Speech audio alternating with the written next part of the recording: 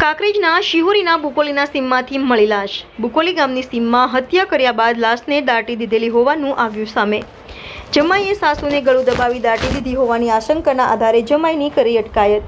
મામલતદાર police સહિતની ટીમે ઘટના સ્થળે પહોંચીને લાશને પીએમ અર્થે ખસેડી. શિહોરી પોલીસે હત્યાના કારણો સહિત કર્યા કારણોસર હત્યા કરી જેને લઈને તપાસ હાથ ધરી.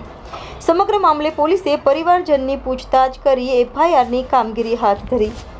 India 24 news Kankrej. बोलो, मारू नाम है अरविंदभाई रवाभाई रावल, गाम मुन्ना, तालुको सरस्वती, जिल्लो पाटण. हूँ हाल में रहूँ छूँ राणपुर वटियावास. અને આ જાણ એવી છે કે આ જમાઈ સાથે ઘરેથી જમાઈ ઘરે આવ્યા અને જમાઈ એવું કીધું કે આપણે ભાઈસન સગું જોવા જવું છે. એટલે એમના હાહુને હંગાત લઈ અને ભાઈસન સગું જોવા માટે નીકળેલા. 1 કલાક બાદ એમનો ફોન આવેલો કે ઘરે કે મારે હાહુ જે છે રસોડામાં કેમ્પમાં અંબાજીના જે કેમ્પ છે ને એ કેમ્પમાં જ્યાં કોમ કરવા માટે ઇકો ગાડી હતી અને 3 બહેરા હતા અને એમના હંગાથી જ્યાં છે એવું કહી અને કલાક 1.5 કલાક પછી જમાઈ ઘરે પરત પાછા મુના આવેલા.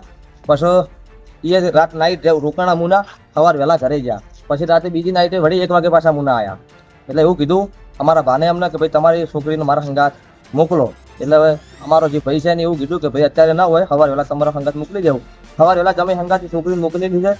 બુકોલી આવેલા. બુકોલીથી પછી 2 દિવસ પછી એવું થયું કે ભાઈ હજી ડોશીમાની કોઈ ભાડ મળતી નહીં. તો પછી પાછા મુના આવેલા.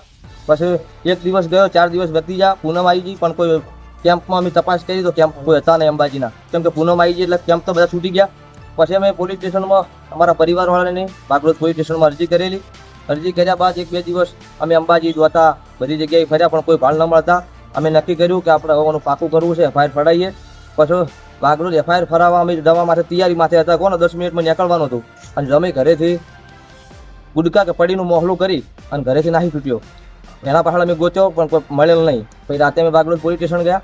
બાગરોજ પોલીસ સ્ટેશન ગયા એટલે સાહેબે કીધું કે ભાઈ અત્યારે સુખ શાંતિ ઘેર જતા રહો, તમારી અરજી આલેલી છે અને કાલ 10 વાગે આવી જજો, તમારી એફઆઈઆર અમે રજૂ કરી દેવું. બીજા દિવસે અમે જ્યાં એફઆઈઆર ફડાવી, એફઆઈઆર ફડાયા પછી સાહેબ હોજે મુના આવેલા. મુના આવ્યા પછી અમારા કાકાના છોકરા દીકરા એવા સુમાભાઈ અને જે એમના જમાઈ અમારા ધનાભાના જમાઈ જે બાઈવાડાના ભરતભાઈ, એ બેન બાગરોજ પોલીસ સ્ટેશન પાછા એમના હંગાત લઈ ગયા. હંગાત લઈ ગયા પછી અમે બાગરોજ પોલીસ સ્ટેશન પાછા ગયા કે ભાઈ અમને શું કારણે લાયા છો. તો સાહેબનું કહેવું હતું કોઈ શંકાપદ અમને ગઈ છે એટલા માટે અમને અહીંયા લાયા છીએ, કોઈ ચિંતા કરશો નહીં, અમને અમે કાલે તમને મોકલી દેવું પાછા. બીજા દિવસે અમને બાગરોજ પોલીસ સ્ટેશન બોલાયા. એટલે કે આજે સવાર વહેલા વાગડોદ જાય એટલે વાગડોદથી પછી સાહેબે કીધું તમારે અમારા હંગાત પોલીસ સ્ટેશન શિહોરી આવવું પડશે. તો અમે એમના હંગાત અંદર અહીંયા શિહોરી આવ્યા. શિહોરીથી પછી એવું કીધું કે આપણે બુકોલી જવું પડશે. તો અમે એમના હંગાત બુકોલી ગયા. બુકોલી ગયા પછી એ જગ્યા ઉપર સ્થળ ઉપર કહેવાનો મિનિંગ થોડા દૂર અમને ઊભા રાખ્યા હતા.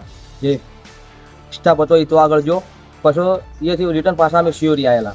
શિહોરી આવ્યા પછી અમને સાહેબે વાત કરી કે ડેડ બોડી જે જગ્યાએ અમને મારીને જે દાટી નાખ્યા છે એ ડેડ બોડી અમને બતાવી છે અમને અને ડેડ બોડી આજ પછી તમને આપણે પીએમ હસ્તે ખસેડશું. પછી પાછા શિહોરી આવ્યા. શિહોરીથી પાછા અમે તો આગળ ગયા બુકોલી ચાલો અમને ડેડ બોડી અહીંયા અમે શું કહેવાય રેફર હોસ્પિટલ સમગ્ર આરોગ્ય કેન્દ્ર શિહોરી. અત્યારે અમે શિહોરીમાં છીએ બરોબર. અત્યારે ખબર વહેલા હવે શું સાહેબનું ડિસિઝન આવે છે પીએમનું એના માટે આધાર છું.